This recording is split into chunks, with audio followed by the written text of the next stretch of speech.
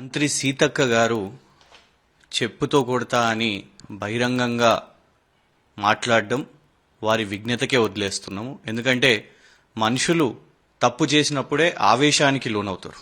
మేము చాలా సూటిగా రాష్ట్ర ప్రజల తరఫున మరీ ముఖ్యంగా 38,310 అంగన్వాడీ టీచర్ల తరఫున, ఎందుకంటే వాళ్లకు జీతాలు ఒకవైపు రాలేదు, కానీ ఇవాళ మరి డబ్బా ఫోన్లు ఇచ్చేసి దాంట్లో స్కామ్ చేసి దాన్ని సూటిగా మేము అడుగుతున్నది ఏంటిదంటే సిబిఐ విచారణకు ఆదేశించండి.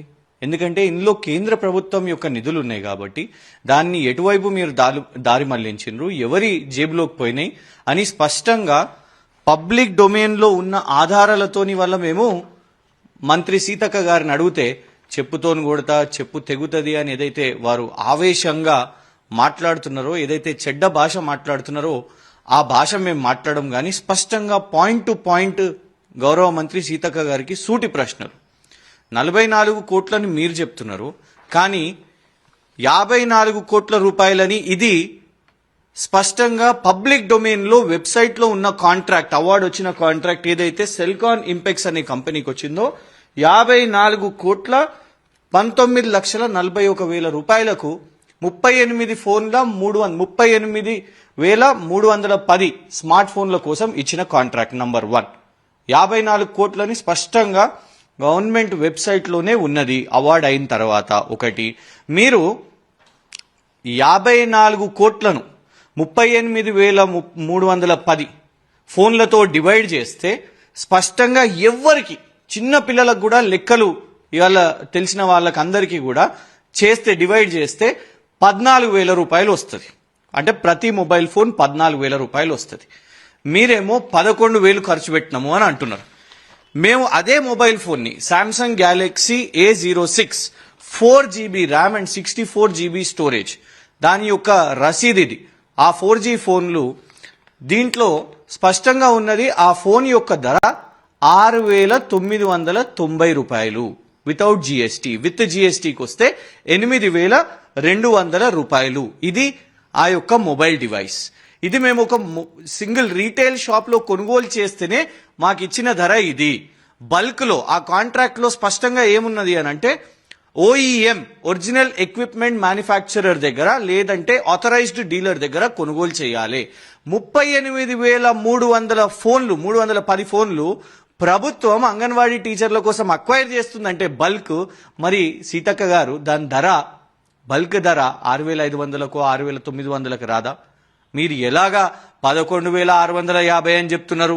కాంట్రాక్ట్ ఇచ్చిందేమో సుమారు 14,000 రూపాయల మొబైల్ ఫోన్కి అవుతున్నది. అందుకే మేము అంటున్నాము, ఖర్చు పెట్టిందేమో 4G ఫోన్ల కోసము. 4G ఫోన్లు ఇవాళ ఖర్చు పెట్టి వాళ్ళకి ఇచ్చి అందరికి ఇస్తున్నది 4G ఫోన్లు 20 కోట్ల రూపాయలు. కానీ దాని విలువ మాత్రం, ఆ కాంట్రాక్ట్ విలువ మాత్రం 54 కోట్లు. యాక్చువల్లీ అదే ధరకు 5G ఫోన్లు లేటెస్ట్ రావచ్చు. ఇవాళ దేశం మొత్తం అందరు 5G వాడుతుంటే మీరు డబ్బా 4G ఫోన్లు ఇచ్చి కాంట్రాక్ట్ మాత్రం 54 కోట్లు 5G ఫోన్లకు పెడితే ఇది మోసం కాదా? ఇది స్కామ్ కాదా? ఆవేశపడాల్సిన అవసరం లేదు సీతక్క గారు. ఇవాళ సభ్య సమాజంలో ఉన్నాం, ప్రజాస్వామ్యంలో ఉన్నాం. మీరు ప్రభుత్వంలో ఉన్నారు, మీరు మంత్రిగా ఉన్నారు. మీరు చెప్పుతోని కొడతానో గన్నుతోని పేలుస్తా అంటానో భయపడే వాళ్ళం కాదు మేము.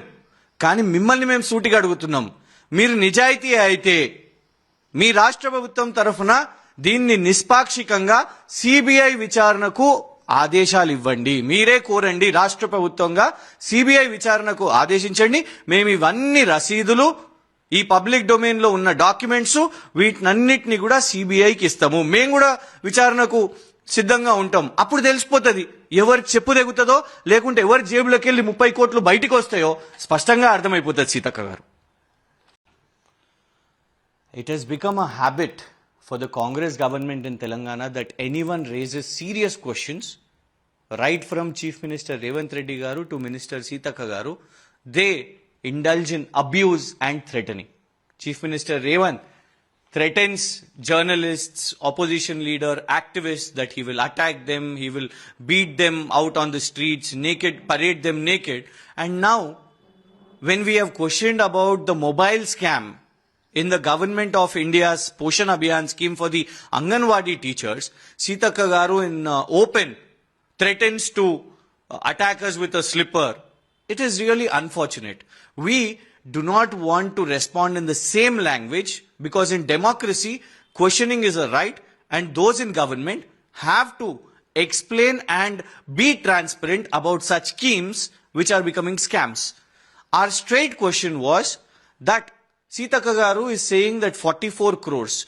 But the fact is, the contract for 38,310 smartphones for the Anganwadi teachers is actually worth 54 crores 19 lakhs. This is the document in the Government of India's website where all the biddings and the awards of the contracts, this we have acquired it from there. It is in public domain.